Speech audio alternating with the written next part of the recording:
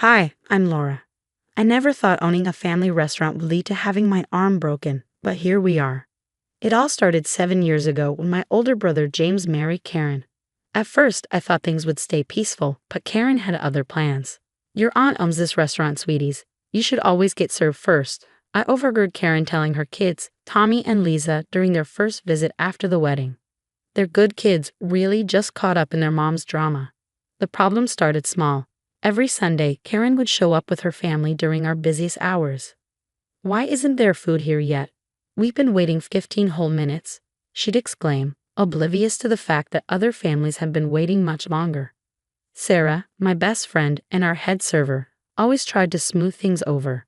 The kitchen's backed up today. Everyone's getting their food in order. Well, everyone else's children aren't the owner's niece and nephew, are they?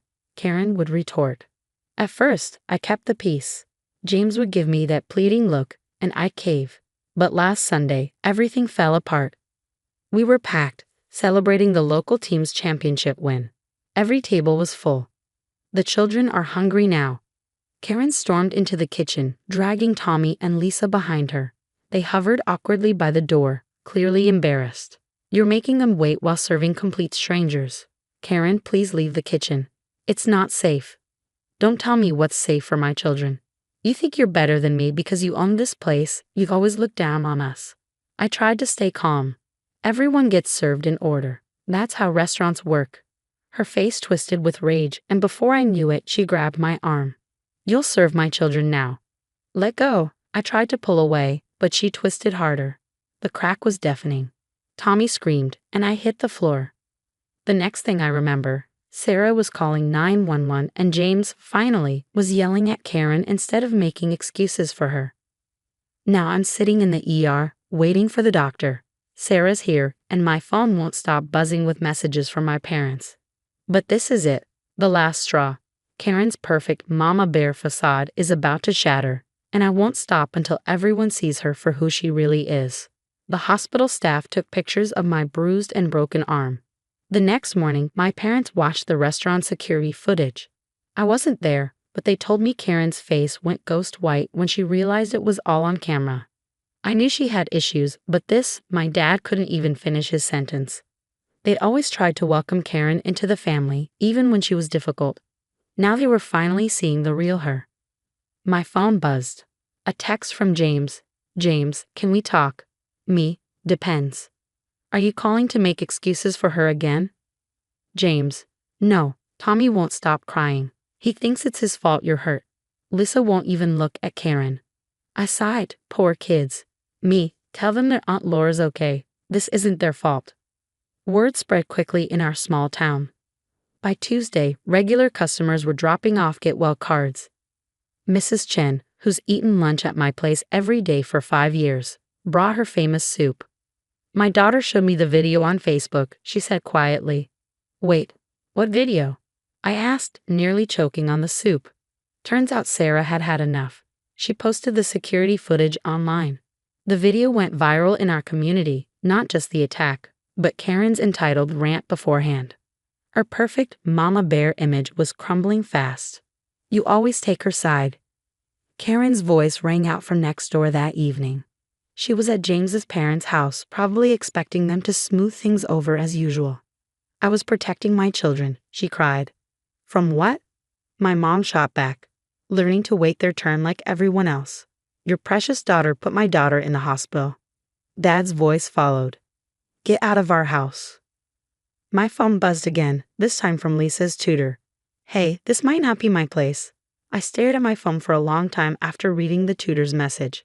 The perfect family image Karen worked so hard to maintain was collapsing, and the biggest cracks were coming from the children she claimed to protect.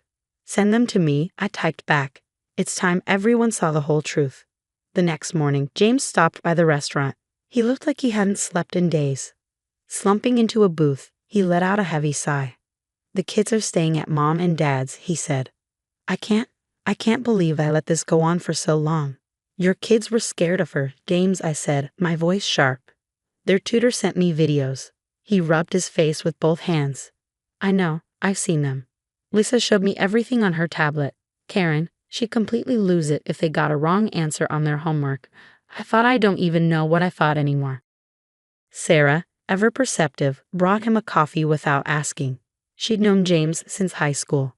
Remember when Karen threw a fit because Tommy wanted store-bought cookies for his class party instead of her homemade ones? Sarah asked softly. She made him cry in front of all his friends. James nodded, his voice barely above a whisper. She said he was embarrassing the family. My phone kept lighting up with messages. One was from Karen's closest friend, Caroline. I always knew something was off, she said over the phone. Last month, she screamed at my daughter for beating Lisa in the spelling bee, called it sabotage, and banned the girls from playing together. The stories didn't stop there. Karen, desperate to salvage her reputation, took to social media, accusing me of being a toxic influence on her children and jealous of her perfect family. But the community Karen had tried so hard to impress wasn't buying it. People started commenting, sharing their own experiences. Remember when she demanded the soccer coach give Tommy MVP? She tried to get my kid kicked off the debate team for beating Lisa. She made those nasty comments about Laura being single and childless. The truth was out, and the community Karen once manipulated had turned against her. I filed for divorce, James said quietly, breaking me from my thoughts. The kids, they asked me to.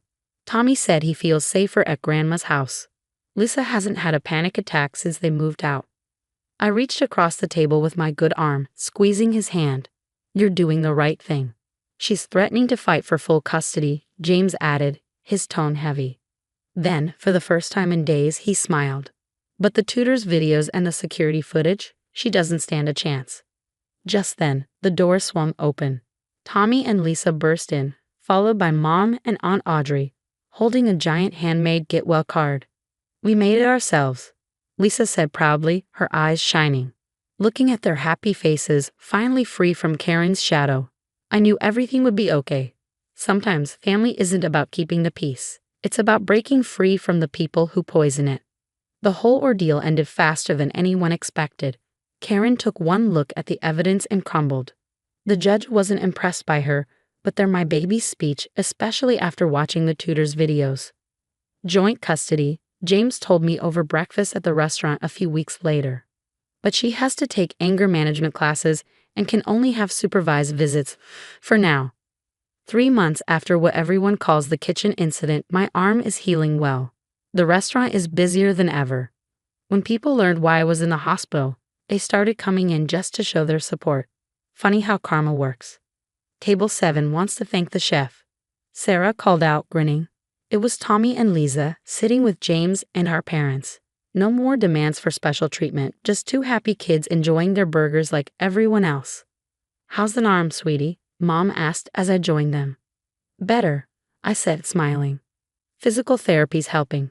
I ruffled Tommy's hair. Besides, I've got the best helpers now. These 2 have been folding napkins like pros. Lisa beamed. We like helping. And nobody yells if we do it wrong. The last we heard, Karen moved across town. She's still trying to play the victim on social media. But Karen's attempts to salvage her image backfired spectacularly when the tutor's videos went public. After that, she mostly stayed quiet, likely plotting her next perfect family somewhere else. You know what's weird? James said one evening, watching Tommy and Lisa laugh with Sarah. I kept trying to keep the peace, thinking it would help the kids, but they were the ones begging me to make it stop. Dad squeezed his shoulder. You did the right thing, son. Sometimes peace comes after the storm. Looking around my restaurant, at my real family, the regular customers who had become friends, and Tommy and Lisa finally acting like kids, I couldn't agree more. My arm had been broken, but it broke something else too. Karen's power over all of us. Who wants dessert? I asked, standing up. Chef's special, on the house. Can we help make it? Tommy asked eagerly. Sure can, buddy. No special treatment needed, just family helping family. And that's exactly how it should be. 6 months later, during our weekly family dinner, James dropped a bombshell. I met someone, he said quietly. Everyone froze for a moment before Tommy blurted out, Miss Anna. Dad, is it Miss Anna? The way James blushed told us everything. Lisa squealed, she's so nice. She never yells, and she helped me with my science project last week. I remember Anna. She'd been one of the first people to bring me a get well card after the kitchen incident. She never mentioned knowing Karen, just said she'd seen enough and wanted to show her support. We're taking it really slow, James explained, looking around nervously. She understands the kids need time. Time for what? Lisa asked, grinning. We love Miss Anna. She comes to all our school stuff anyway. Sarah, bringing over coffee, couldn't help but jump in. Oh, the nice lady who brings her class here for reading sessions. James, you dark horse. The kids couldn't stop talking about Anna, how she'd helped Tommy overcome his fear of public speaking and defended Lisa when kids teased her about Karen's social media meltdown. Each story painted a picture of someone completely different from Karen, kind, patient, and genuinely good. She asked about you, James told me later as we cleaned up. Wanted to make sure it wouldn't be weird, given everything. Weird? I said, shaking my head. James, the kids are glowing. When's the last time you saw them this excited about anything? He smiled softly. They asked if they could call her mom. Not now, but someday. Lisa said she wants a mom who builds people up instead of tearing them down. Out of the mouths of babes, Sarah chimed in, counting the day's receipts. The restaurant had become a sanctuary. Every Friday, Anna brought her kindergarten class for story time. They'd sit in a corner booth with milk and cookies, reading books about kindness and courage. Karen would have hated it, seeing common kids sitting where her precious ones used to demand special treatment. But that's the thing about toxic people. They can't stand seeing others happy without their permission. Last week, Karen drove by during story time. She saw James sitting with Anna and the kids, all of them laughing. Later, she called him crying about being replaced too soon. You know what Tommy said? James told me the next day. He said, Dad, we're not replacing her. We're upgrading our happiness. Smart kid. They both are. Watching them heal, watching James learn to trust again, and seeing our family come back stronger. It made everything worth it, even the broken arm. Sometimes the best revenge isn't about getting even. It's about getting better, moving forward, building something so beautiful that the people who tried to break you can't help but see what they lost.